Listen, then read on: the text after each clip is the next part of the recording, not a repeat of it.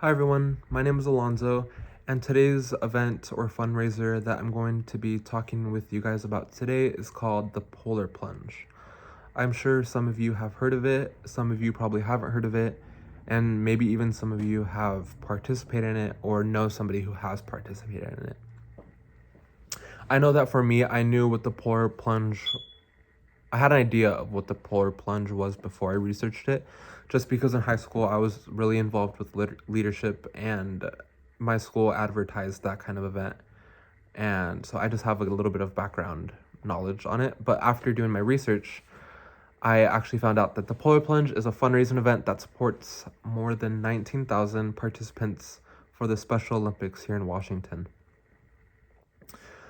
Participants will face off in a friendly east versus west side of the state competition to see which side can gain more funds for the Special Olympics and the participants in the Special Olympics. So the west side has their own complete side of they have their own plunge. But here in the east side, we actually have that fundraiser here in Tri-Cities, and it takes place, I believe, at the Columbia Point Marina, actually. Sadly, this year's plunge already passed, so with this information, maybe it'll want you to go to next year's plunge or maybe even following years after that.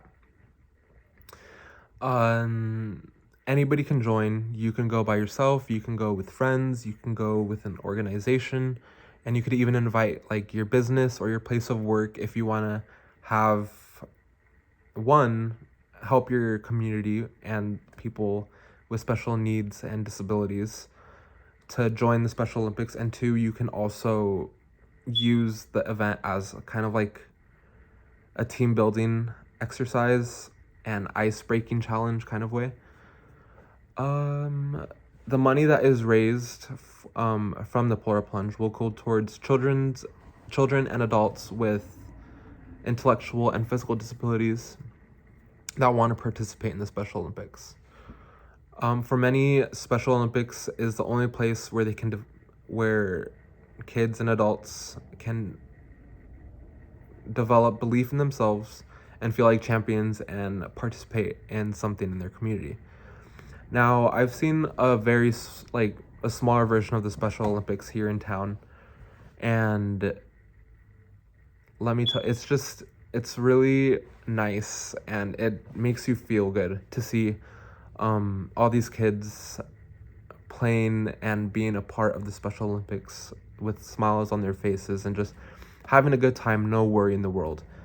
And it's awesome to see that they can feel like they're a part of their community, and they have that, it gives them that kind of belief in themselves that they're so much more, like they have so much more capability than what they're subjected to.